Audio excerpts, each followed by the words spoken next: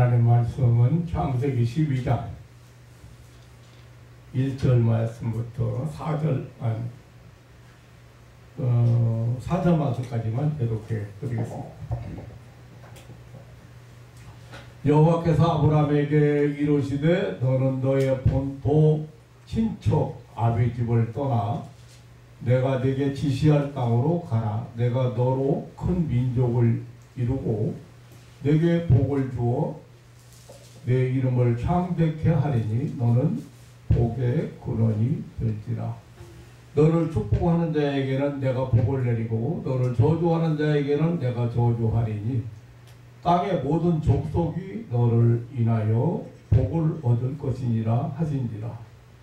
이에 아브라함이 여호와의 말씀을 쫓아갔고 롯도 그와 함께 갔으며 아브라함이 하란을 떠날 때 그 나이 75세였더라. 4절까지만 대독해 드리겠습니다.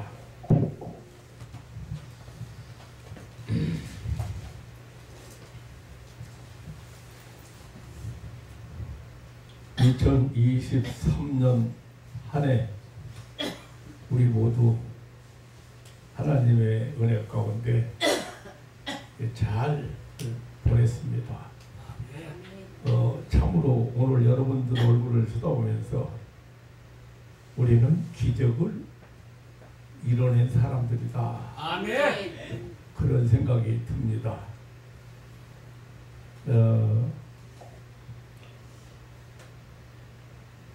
이렇게 우리가 하나님 앞에 나와서 예배 드릴 수 있다고 하는 것은 엄청난 기적입니다.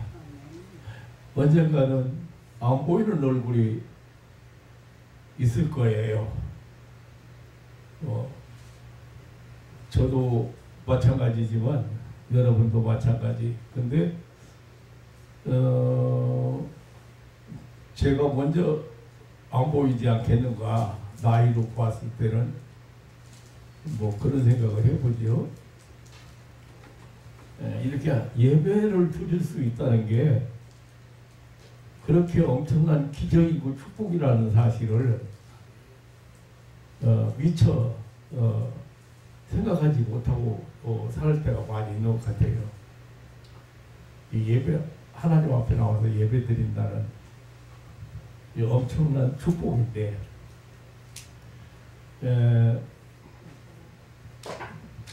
우리는 오늘 2023년의 마지막 날이면서 2024년을 몇 시간 앞둔 아주 의미 있는 시간 속에 있습니다.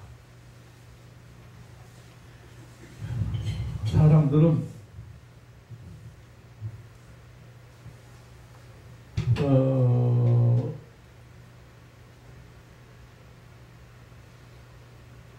망년해라든지 송년회라든지 송구영신이라든지 이런 용어를 사용하면서 많은 의미를 부여하고 있습니다. 그런데 해마다 반복하면서 전혀 특별한 변화가 없이 또 이렇게 망년회를 갖고 다 잊어버리고 가자고 해서 망년회거든요. 이 송년회, 이제 금년을 이제 보내자, 미련 없이 보내자. 송구영신 예배 옛날은 보내고 새해를 우리는 맞이하자. 그런 용어를 사용하면서 연말을 보내는데요. 그런데 해마다 이렇게 반복하면서 특별한 변화가 없는 사람들이 많습니다. 버려야 할 나쁜 습관을 못 버리는 사람들, 잊어버려야 할 지난 일들, 억울한 일, 분한 일, 섭섭한 일, 또 속상한 일, 뭐 이런 일들을 다 잊어버려야 하는데 버리지 못하고 간직하고 사는 사람들이 많이 있습니다.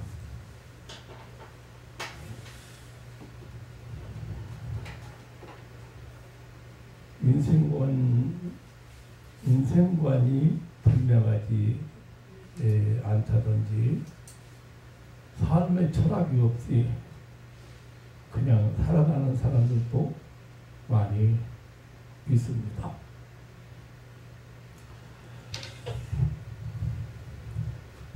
오늘 우리는 이제 녹음해 보내고 새해를 맞이하기 위해서 새해를 마중 나온 사람들인데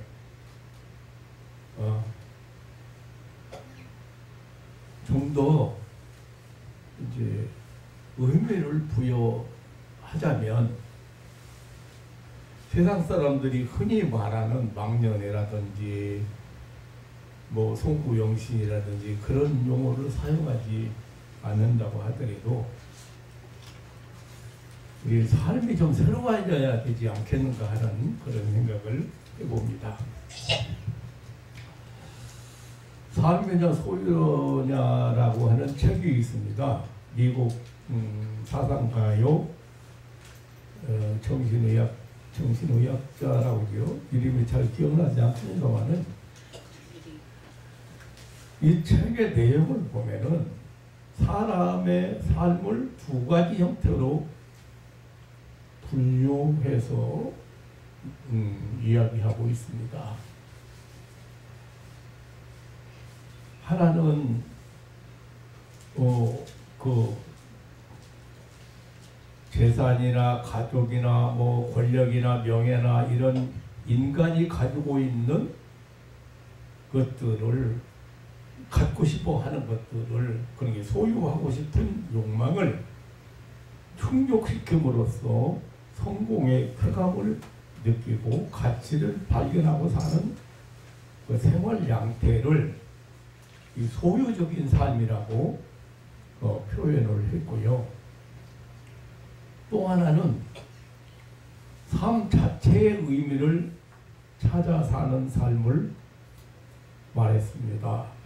다시 말하면 소유를 못할지라도 혹은 소유물 자체보다도 삶의 가치를 살아간다는 그 삶 자체에서 그 의미를 찾고 무엇인가 새로운 것을 위해서 수고하고 기여하고 창조해 나가는 그런 속에서 성공의식을 가지고 살아가는 그런 삶을 말했습니다. 조영기 목사님의 고 조영기 목사님은 그 4차원이라는 책을 썼었는데 그 조영기 목사님 그 내용을 언젠가 한번 보니까 우리 기독교인은 3차원의 세계에서 사는 사람들이다. 그렇게 표현을 했어요. 그 논리를 좀 설명하면 이런 논리거든요. 1차원에서 사는 사람들은 동물과 유사한 삶, 먹고 사는 거, 입고 사는 거, 뭐 이렇게 생존 경쟁, 그 생존 자체의 의미를 가지고 사는 사람들을 1차원적인 세계를 사는 사람들이다. 그렇게 표현했고 2차원은 조금 더 그 고상한 삶이라고 할까요? 철학이나 문학이나 예술이나 이러한 어떤 그 지성적인 그런 세계를 추구하면서 사는 사람들에게 2차원적인 삶을 사는 사람들이라고 표현을 했고, 그 일상세계나 현실을 초월한 세계, 해상 물질이나 지식이나 혹은 정신 이런 걸 초월해서 말하자면 선행이나 지고한 윤리를 추구하는 사람들의 세계가 이렇게 3차원적인 삶을 3차원 세계를 사는 사람들이다, 그렇게 말을 했고, 4차원의 세계가 있는데 그것은 영적이고 무궁한 세계고 안식의 세계다, 안식세계다. 그러니까 이 세상 너머의 세계를 추구하는 삶이 4차원 세계를 사는 사람이라고 그렇게 설명할 수가 있겠습니다. 논리적으로 꽤 공감이 가는 그런 얘기입니다. 하나님께서 우리 인간을 만드실 때요, 하나님의 형상대로 만드셨습니다. 그리고 우리 인간을 만드신 다음에 말씀하시기를, 축복하시기를 생육하고 번성하여 땅에 충만하라. 여기서 우리는 하나님께서 우리 인간을 만드실 때, 다시 말하면 창조적인 인간은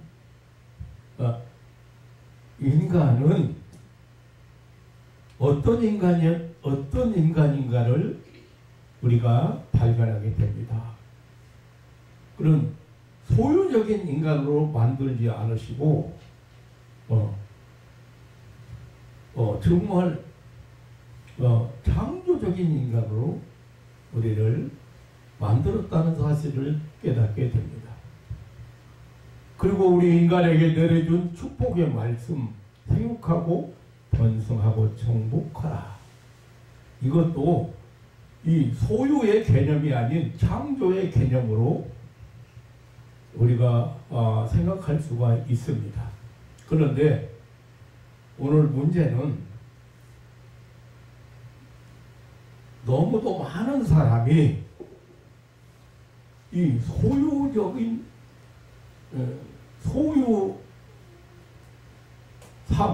소유적인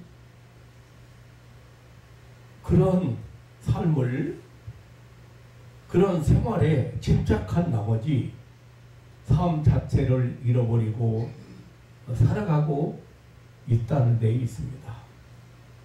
이것이 바로 우리 인생의 불행이 아닐 수가 없습니다.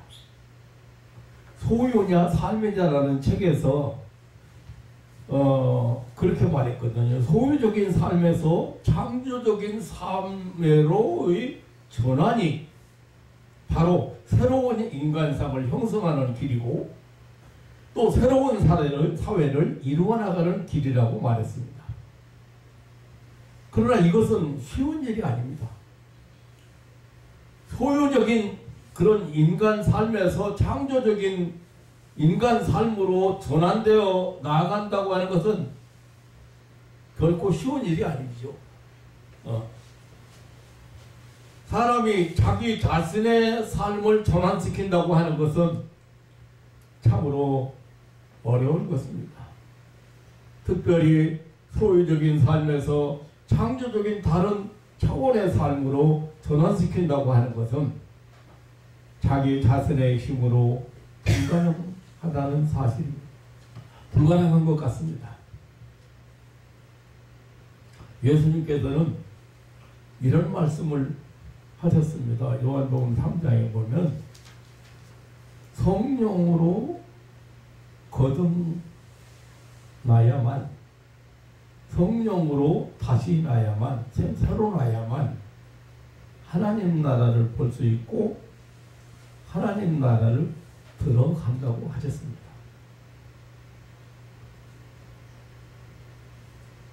그러니까 다시 나는 삶, 거듭나는 삶, 새로운 삶을 살아가는 사람들은 어떤 사람들인가?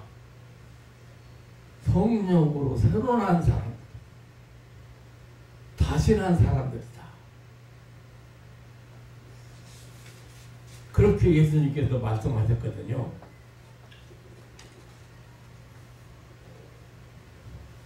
여러분, 혹시 이제 제가 오늘 말씀을 드리려고 한 주제가 무엇인가를 좀 파악하신 분이 있을지 모르겠습니다.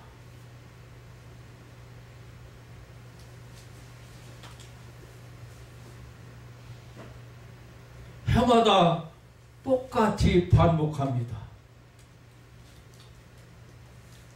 연말이 되면 그냥 다 잃어버리고 망년에 다 잃어버리자 이제. 우리가 섭섭했던 것들, 억울했던 것들, 분했던 것들, 속상했던 것들, 우리 이런 거 다 잃어버리고 가자. 그리고 새해에는 새 출발하자.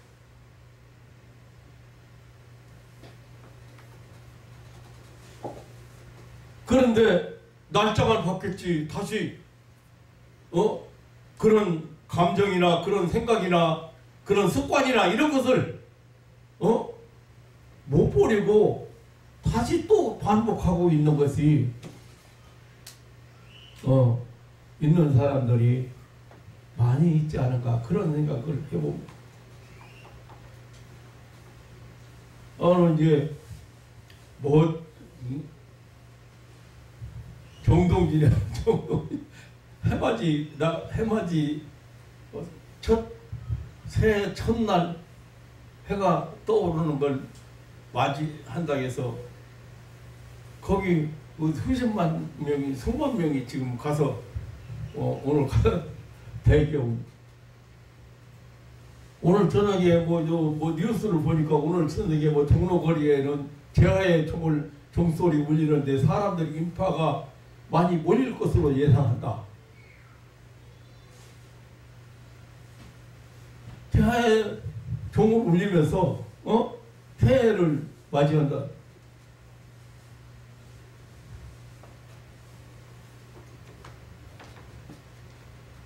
그건 변화가 있어야죠.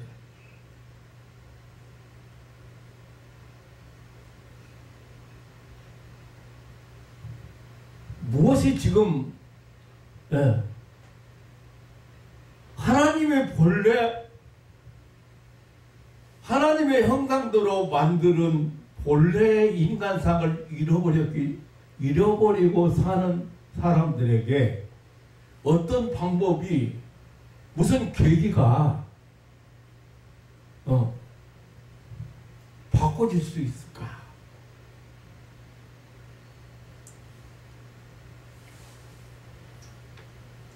오늘 본문 말씀 가운데에는 확실하게 삶을 전환한 인물에 대해서 소개를 하고 있습니다.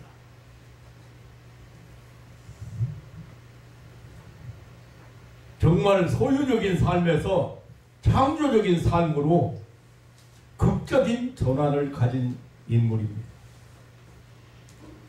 오늘 우리가 너무 잘 아는 아브라함입니다. 근데 오늘 본문에는 아브라함이라고 써요. 이게 열국의 아버지라고 이름을 바꿨거든요. 근데 원래는 아브라함이었어요.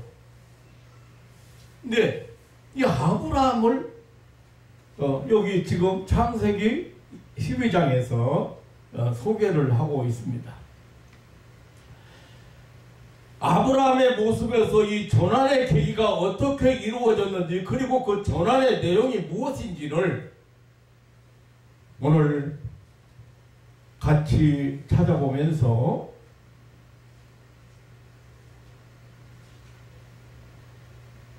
(24년) 새해를 마중 나갔으면 하는 그런 마음으로 제가 오늘 이 본문을 선택을 했습니다. 우리 성도들은 본래적인 삶의 의미를 갖고 사명을 다하는 삶으로 전환되어야 합니다. 오늘 아브라함의 경우 잘 보면 어떻게 아브라함이 이렇게 소유적인 삶, 무엇인가를 취하고 갖고 많이 만들고 이렇게 살아야 될 삶, 그런 삶에서 사명적인 삶으로 정말 창조적인 삶으로 그렇게 바꿔져 나가는 것을 우리에게 보여주고 있습니다. 그것은 철저하게 하나님의 주권적인 역사에 의해서만 이루어진다는 사실을 보여주고 있습니다. 다시 말하면 하나님을 만남으로써만이 자신의 생을 전환시킬 수 있다. 아브라함의 집안은 원래 갈대아 우르에서 살고 있었습니다. 이곳은 지금 지역으로 보면은 이락 북부지요. 북부 이라크예요. 북부 이라크고 그 메소포타미아 평야 북쪽이지요. 그게 바로 갈대아 우르입니다. 그곳은 유보라 대강이 흐르고 그리고 티그리스강이 흐르고 있는 중동에서 가장 비옥한 땅이 있는 곳으로 고대 문명의 발장기였습니다. 그의 아버지 데라는 그곳에서 부유한 족장이었습니다. 아브라함은 그곳에서 75년 동안 살았습니다. 갈대아에서의 아브라함의 삶은 소유적인 삶이었습니다. 비옥한 땅에서 재산을 늘리고 땅을 늘리고 돈을 벌고 식구를 늘리고 종들을 늘리고 그렇게 많고 좋은 아름다운 것들을 풍성히 소유할 수 있었던 성공한 족장이 될 수 있었습니다. 그런데 하루 하나님께서 아브라함을 부르셨습니다. 1절에 보면 여호와께서 아브라함에게 이르시되라고 했습니다. 하나님의 절대적인 부름 앞에 아브라함은 항거할 수가 없었습니다. 하나님의 부름 앞에 아브라함은 거역하거나 이의를 제기할 수가 없었습니다. 이 하나님의 주권적인 부름 앞에 지금까지 살아왔던 삶을 정리할 수가 있었습니다. 그리고 새로운 세계를 향하여 무조건 나아갈 수가 있었습니다. 하나님께서 지시한 땅으로 향하여 나아갈 수 있는 그런 삶의 전환이 일어났다고 말이에요. 이것을 가리켜서 보편적인 표현으로 하나님과 믿음의 관계라고 표현할 수가 있습니다. 즉 하나님과 관계가 이루어진 것입니다. 이 믿음의 관계는 첫째 부르심입니다. 부르심. 하나님의 주권적인 부르심입니다. 먼저 하나님께서 인간을 부르시는 사실을 가리켜서 이렇게 소명이라고 하는데 이제 소명의식이라고 하는데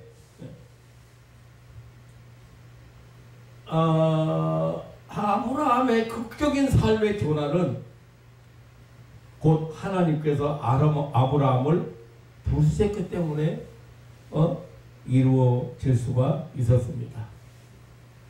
알고 보면 우리가 오늘 이 아침에 이 교회에 나올 수 있었던 것은 우리 자신의 힘으로 되어진 것이 아닙니다. 우리가 여기 이 아침에 하나님 앞에 나와서 예배드린다고는 이 엄청난 기적은 우리 힘으로 된 거 아니에요. 세상에 우리 가만히 생각해 보면 세상 전통이나 풍습이나 사상이나 철학이나 이런 것들이 하나님 앞에 나아가는 길을 막고 있습니다. 가풍이나 또 많은 사정들이 있죠. 여러 가지 개인적인 문제, 그리고 사업을 비롯해서 교회에 나올 수 없는 그런 여건들이 너무나 많습니다. 그렇지만 우리는 이 자리에 나와 있습니다. 이것은 하나님께서 나를 불러주셨기 때문입니다. 우리는 먼저 하나님의 부르심의 은총으로 신앙을 가질 수가 있었다는 사실입니다. 인간이 뭐 이렇게 정말로 타락했다고 그러더라도 하나님의 그 부름을 들을 수 있는 그런 어떤 영감을 가지고 있습니다. 왜냐하면 하나님께서 인간을 창조하실 때 자기 형상대로 인간을 창조하셨기 때문에 영이신 하나님께서 인간을 창조하실 때 자기 형상대로 창조하셨기 때문에 우리 인간은 동물과 달리 영적인 존재로 지음받은 것입니다.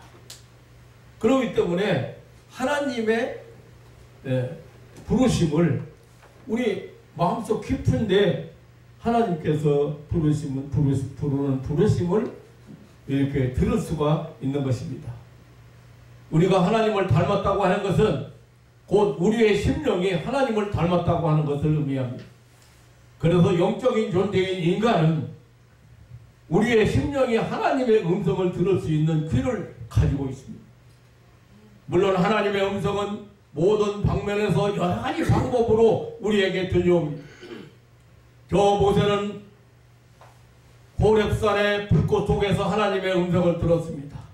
선지자 엘리야는 세미한 바람소리 속에서 하나님의 음성을 들었습니다. 다윗은 거지같이 생긴 나단 선지자를 통해서 하나님의 음성을 들었습니다. 사도 바울은 다메섹 도상에서 주님의 음성을 들었습니다.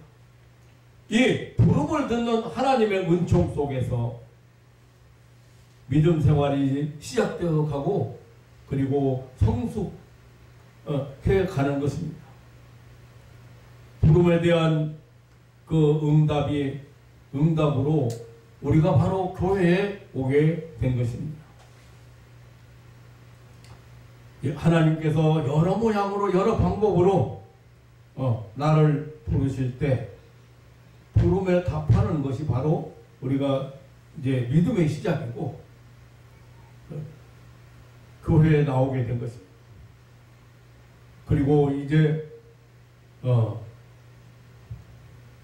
믿음의 결단, 믿음의 단계, 믿음의 어떤 결단이 필요하죠.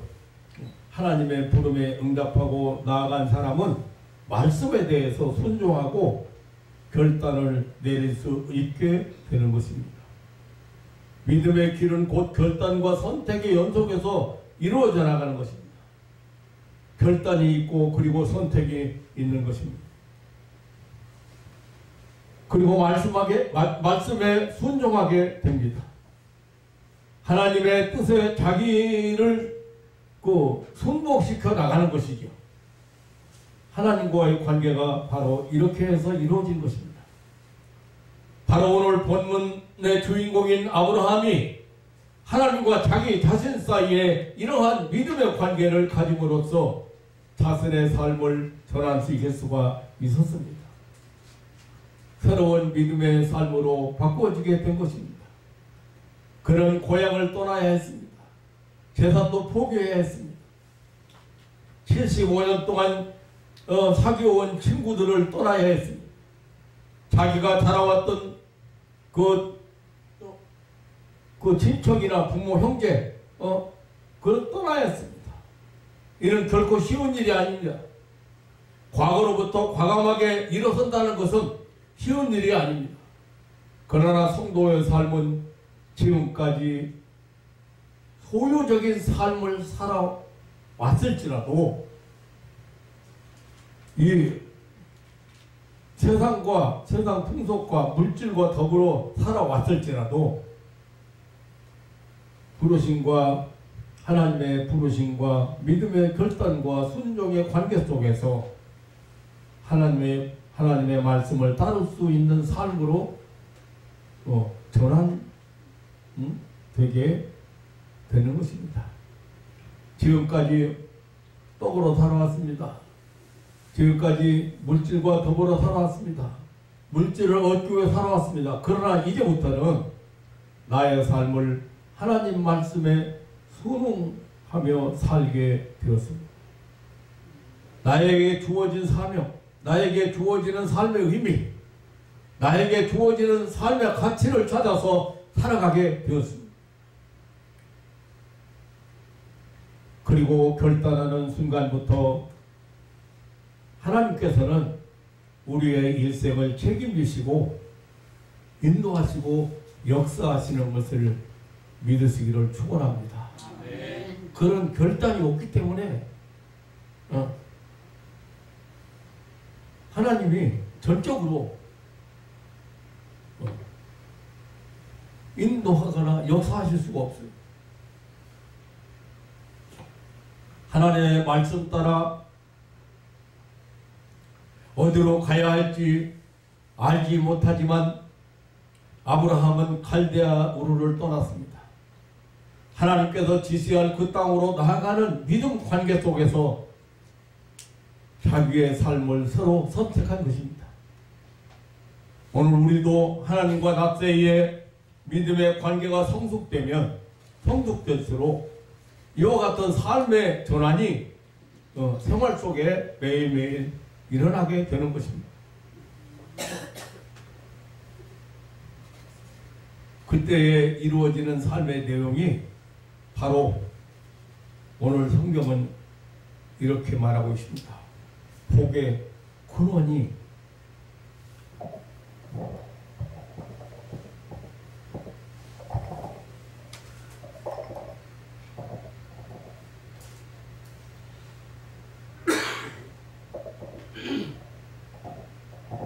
다 같이 따라 드리겠습니다. 너는 복의 근원이 될지라. 복의 근원이 될지라. 예. 아주 중요한 말씀입니다. 예. 소유적인 삶에서 하나님께서 창조하신 그 원래의 그 삶으로 바꿔지면 그 삶의 내용이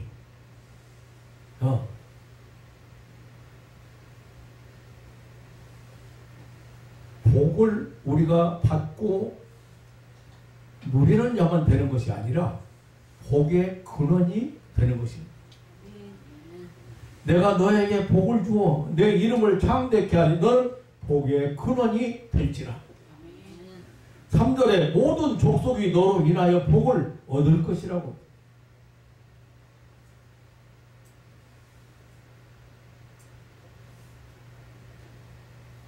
우리가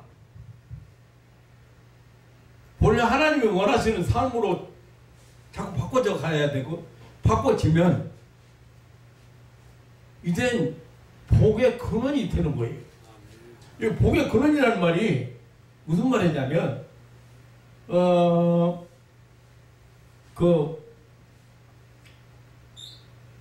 생수가 나오는 원천, 센터, 뭐 그런 뜻이에요. 그러니까 생물을 계속해서 솟아나게 해서 많은 사람을 마시게 만들고 많은 사람의 갈증을 해소하게 만들고 흡족하게 만드는 것이 생물이잖아요. 그게 복의 근원이요. 그게 근원이란 말이에요. 그리고 근원이라는 말은 뿌리라는 뜻이에요. 뿌리. 그러니까 거기서 뿌리에서 순이 나고 줄기가 나고 나무가 되고 잎이 피고 꽃이 피고 열매를 맺게 되죠. 그리고 이제 숲이 우거지게 됩니다. 또한 새들이 와서 깃들고 무사람들이 거기 와서 한여름에는 휴식을 취할 수 있게까지 됩니다. 바로 이와 같은 복의 근원이 된다는 말씀입니다. 오늘 우리 성도들의 삶이 바로 이런 삶이 되어야 합니다. 하나님께서는 우리를 부르신 것은 이러한 확실한 목적이 있음을 우리가 알아야 합니다. 복을 소유하기만 하는 자가 아니라 복을 누리는 자만이 아니라 바로 내 자신이 내 가족의, 내 이웃의, 내 나라의, 내 직장의 복의 근원이 돼. 하나님은 아브라함을 부르셨습니다. 그리고 아브라함으로 하여금 복의 근원이 되라고 약속하셨습니다. 그리고 복의 뿌리가 되게 하셨습니다. 아브라함의 전생은 곧 복의 근원이 되는 삶이었습니다. 믿음의 조상으로서의 삶이었습니다. 나 자신은 복을 만드는 사람으로, 즉 다른 사람에게 복을 받게 하는 사람으로, 평화를 만드는 사람으로, 다른 사람들에게 평안과 건강을 주는 사람으로 살아갈 수가 있어야 합니다. 오늘날 세계를 돌아볼 때 사실 여기서 말하는 복의 근원은 그 후손에서 예수 그리스도가 태어나고, 그리고 그 예수 그리스도를 통해서 인류가 구원받는, 영생을 얻는 본래 인간으로 회복되는 그런 약속이거든요. 그 복의 그런 복을 인류에게, 온 인류에게 그런 복의 근원이 된다고 했는데, 그것뿐 아니고 사실은 알고 보면 그 유대인들이 가지고 있는 복의 위력이 얼마나 큰가를 우리가 알 수 있어요. 세상적인 것도 뭐 정치라든가 경제나 문화 각 분야에서 세계를 어떤 의미에서 그 세계를 유대인에 의해서 지배한다고 말할 수 있을 만큼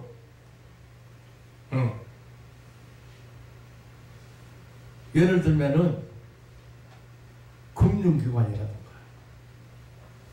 금융기관도 그 유럽을 장악하는 로스차일드 은행 같은 유대인의 기업이라고 해요.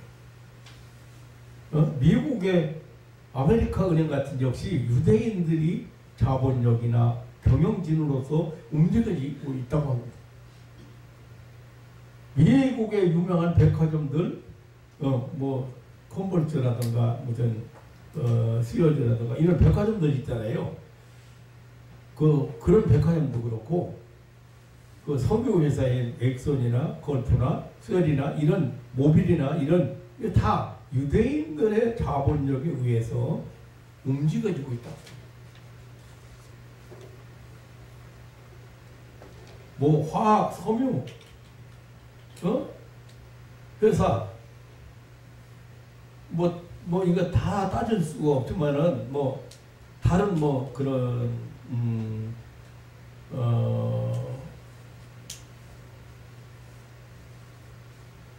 그 언론기관 같은 언론기관, 뭐 뉴욕 타임즈라든가 워싱턴 포스트라든가 이런 뭐 타임 잡지라든가 이런 것도 그렇고, 방송만 하더라도 MBC라든가 CBS라든가 모두 다 아브라함의 후손들이 장악하고, 아브라함은 하나님으로부터 복을 많이 받은 자로, 내가 내게 복을 주어라고 하신 말씀대로 자신은 말할 것도 없지만 복의 근원이 될지라는 말씀대로 복을 자신에게로, 자신에게서 끝낸 것이 아니라 복의 근원이 되었다는 사실입니다. 뭐 다 말할 수 없죠. 뭐 예를 들면 뭐 노벨상 받은 사람들의 3분의 1 이상이 유대인이고, 의학계에서도 여러 가지 이런 그 결핵이나 콜레라나 무슨 이런 그 예방 병균을 발견한 그 사람이라든가 마이시린이나 아스피린이라든가 엑스레이라든가 이런 거 다 발명한 사람도 과학에 있어서도 뭐 아인슈타인이라든가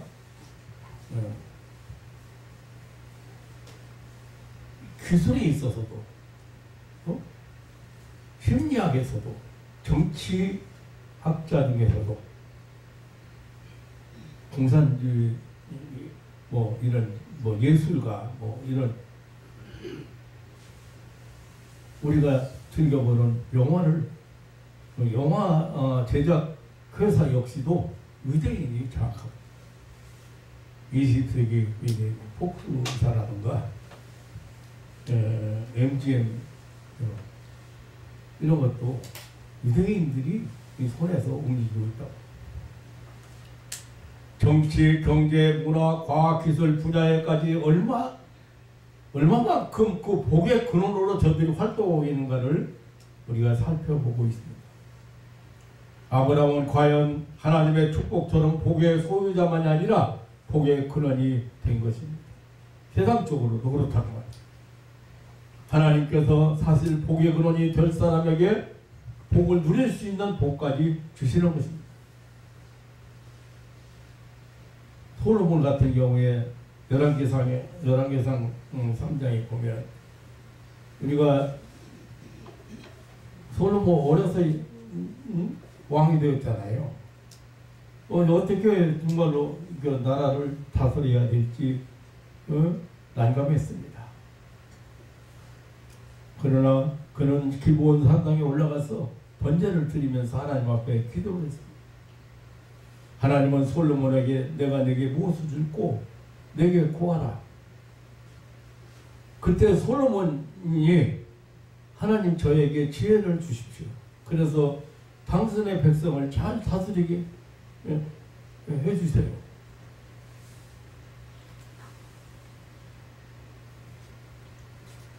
하나님께서 너무도 기특하게 여기시고 이렇게 말씀하셨습니다. 내가 부귀와 영화를 구하지 아니하고 지혜를 구하는구나. 내가 지혜를 너에게 줄 것이지만 내가 구하지 아니한 부귀와 영화까지도 주겠다. 솔로몬이 구한 지혜가 무엇입니까? 자신이 마땅히 가져야 할 하나님의 뜻이 무엇인가를 분별할 줄 아는 마음, 곧 복의 근원이 되고 싶은 마음인 것입니다. 복의 근원이 되고자 할 때, 복을 주려고 하는 자가 되고자 할 때 하나님께서는 그 사람에게 복을 주신 것입니다. 바로 예수님의 모습입니다. 마가복음 10장 45절에 인자에 온 것은 섬김을 받으려 함이 아니라 도리어 섬기려 하고 자기 목숨을 많은 사람의 대속물로 주려 함이라고 했습니다. 주고자 하는 위치에 설 수 있는 사람만이 하나님으로부터 받을 수 있는 특권이 있습니다. 이것이 바로 하나님의 창조적인 그런 삶이라고 말할 수가 있겠습니다. 이렇게 하나님의 부름받은 사람, 삶의 자세가 바꾸어져서 창조적인 삶을 살아가는 사람들은 절망 속에서도 좌절하지 아니합니다. 끝까지 소망을 포기하지 않고 살아갑니다. 금방 어려운 일이 생겼다고 해서 흥명을 포기하고 현실에 타협하지 아니합니다. 하나님께서 아브라함에게 갈대 지방에서 떠나 내가 지시할 땅으로 가라고 명하셨을 때 아브라함의 나이가 75세였습니다. 오늘날 우리의 사고방식대로 하면 다 늙은 사람이죠. 곧 하늘나라에 갈 준비를 갖추어야 될 인생의 종착역이 가까워에 온 사람입니다. 늙은 영광과 할머니가 거기다가 자식 하나도 없는 사람들이 그런데 그런데 그런 사람을 향해서, 아브라함을 향해서 하나님께서 이곳 본토 친척 아비집을 떠나서 너희 모든 것을 다 포기하고 내가 지시할 땅으로 가라고 했습니다. 그래야 하면 내가 너로 큰 민족을 이루고 내게 복을 주어 내 이름을 창대케 하리라고 하셨습니다. 이 말씀은 인간의 이성으로 납득이 안 가는 말씀이고 이해할 수도 없습니다. 주변 사람들이나 자기 친척들의 만류도 있었을지 모릅니다. 아니 조속거리가 되었는지도 모릅니다. 그래도 아브라함은 하나님께 주신 소망을 버리지 않았습니다.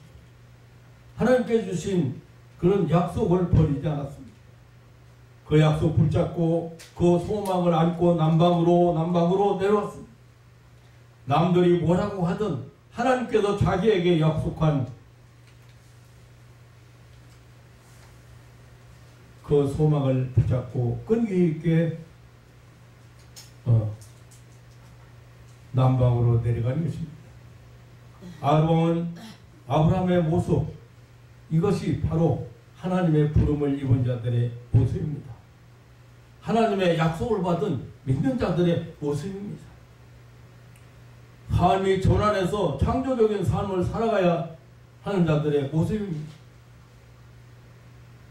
동물은 과거 경영과 숙달에 따라서 살아갑니다.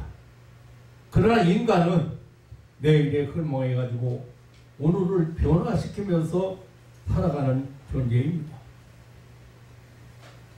내일의 흘망을 포기하고 오늘을 사는 사람이 있다면 현실에 주저앉을 사람이라 그 삶의 변화가 없는 것입니다. 과거에 집착하는 사람은 소망이 없습니다. 삶의 원동력이 없습니다. 하나님의 약속을 받은 사람, 하나님의 음성을 듣고 사는 사람이라도 때로는 실망스러운 일을 만날 수가 있습니다. 불가능하게 생각되는 일들이 일어나기도 합니다. 하지만 그래도 자포자기하거나 뒤로 물러서지 않습니다. 내게 능력 주신 자 안에서 내가 모든 것을 할 수 있다고는 믿음과 확신과 능력이 삶을 지배하게 되는 것입니다. 사랑하는 성도 여러분, 우리는 2024년이라는 새해를 마중 나왔습니다. 새해 복 많이 받으세요라고는 그런 일상적인 덕담보다는 좀 더 변화된 삶이 시작되기를 주님의 이름으로 축원합니다. 아브라함은 하나님과의 믿음의 관계가 시작됨으로 인해서 그의 삶이 확실하게 전환이 되었습니다.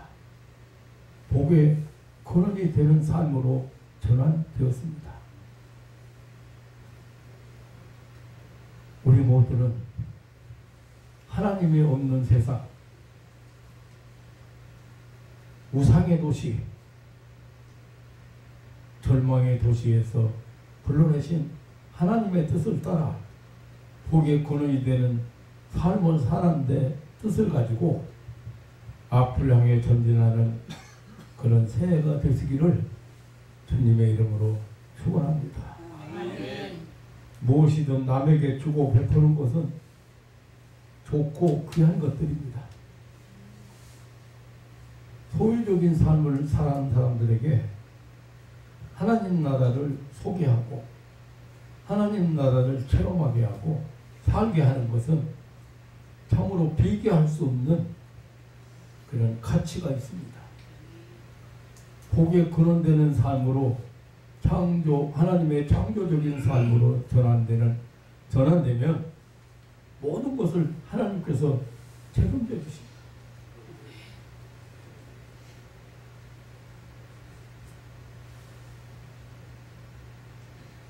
저는 꽤 세상적인 지식으로 세상적인 상식으로 소유냐 삶이냐 그 내용들이 굉장히 사람들에게 유익을 주는 그런 내용이라고 생각이 되어집니다만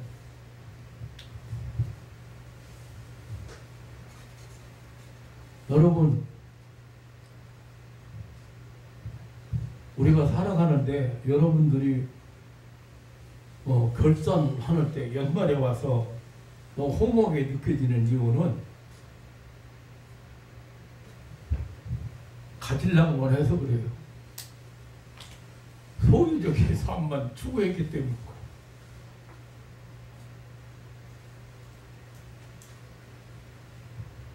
복의 근원의 삶을 살아갈 수 있는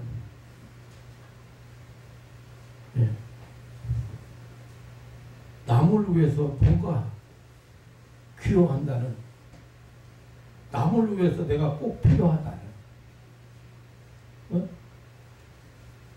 정말로 하나님의 창조적인, 본래 창조적인 그런 인간으로서의 삶은 전환되지 않으면 아무리 많이 소유하고 쌓아놓고 또 쌓아도 만족할 수가 없습니다.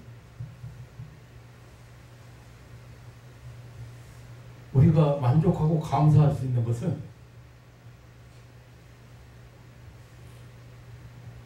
이렇게 복의 근원의 삶을 살아야 돼. 복의 근원.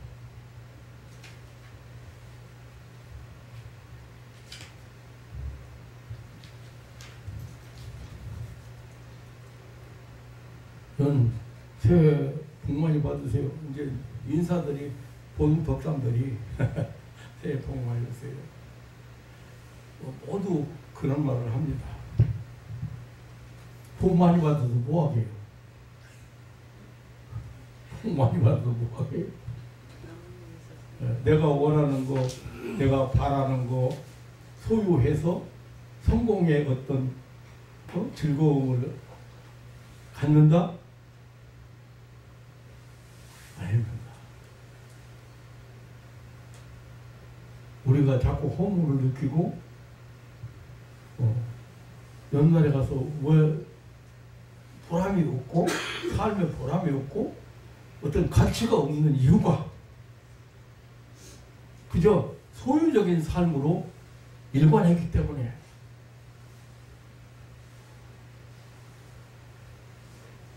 하나님의 부름받은 것은 저나 여러분이나 똑같이 부름받은 사람들. 아브라함을 믿음의 조상이라고 그러죠. 근데 믿음의 샘플이에요. 하나님이 부름받은 사람들의 샘플이에요. 그래서 믿음의 조상이라고. 그런데 뭐가 전환이 안 됐어요? 삶이 전환이 안 됐죠.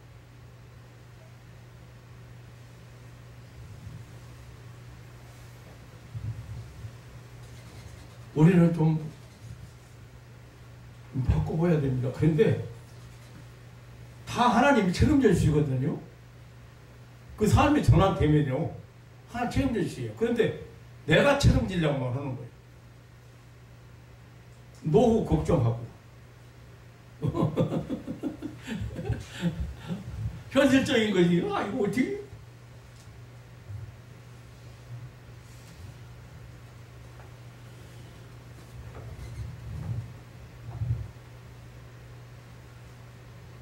너는 복의 근원이 될지라. 너는 복의 근원이 될지라.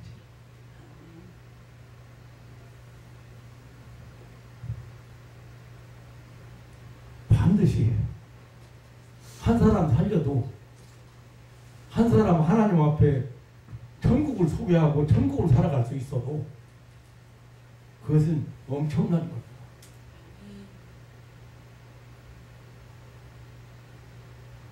복의 근원으로서 전환된 좀 그런 삶을 살아가는 저와 여러분이 새해에는 좀 더 보람 있는 한 해가 되시기를 다시 한번 주님의 이름으로 축원합니다.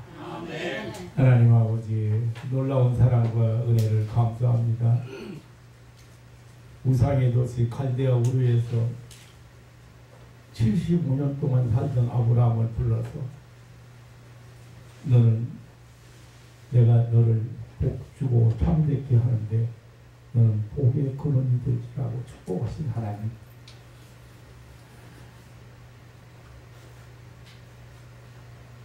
그런 아브라함처럼 그 수많은 사람들 중에 세상 풍속 따라서 살고 전통 따라서 살고 세상 철학으로 살아가는 많은 사람들 중에 하나님 특별히 저희들을 뭐 천에 하나 만에 하나 아니 수십만 명의 하나를 불러주셨습니다. 복의 근원으로 삶을 살아가는 그런 삶이 시작되게 하시고 그래서 삶의 보람이 있고 가치가 있고 산다는 그건 확실한 삶이 왜 이렇게 아름다운가를 가지고 살아갈 수 있는 저희들 되게 하여 주옵소서. 주님은 십자가에서 당신의 몸을 내어주시면서 모든 죄인을 위해서 죄사하기 위해서 사망과 죽음과 사망과 심판과 사망과 절망 속에 있는 사람들을 구원하기 위해서 내가 몸을 내어주고 피를 흘린다는 그런 말씀을 하셨습니다. 하나님 아버지 사랑하는 가족들이 저희들이 이 새해에는 좀 더 삶의 변화가 있게 하시고 또 새로운 세계를 살아가게 하시고 새로운 체험을 하게 하시고 새로운 하나님 나라를 살아가는 하나님의 백성들이 되게 하여 주옵소서. 주님과 동행하고 하나님이 함께하고 하나님이 역사하고 하나님이 인도하고 하나님이 책임져 주시고 하나님이 붙들어주시는 그 놀라운 세계를 살아갈 수 있는 그런 한 해가 되게 하옵소서. 하나님의 영광을 드러내는 축복의 삶이 되게 하옵소서. 감사하오며 한 해를 아무 탈 없이 마무리가 하시고 새해로 허락하신 우리 구주 예수님의 이름으로 기도하옵나이다.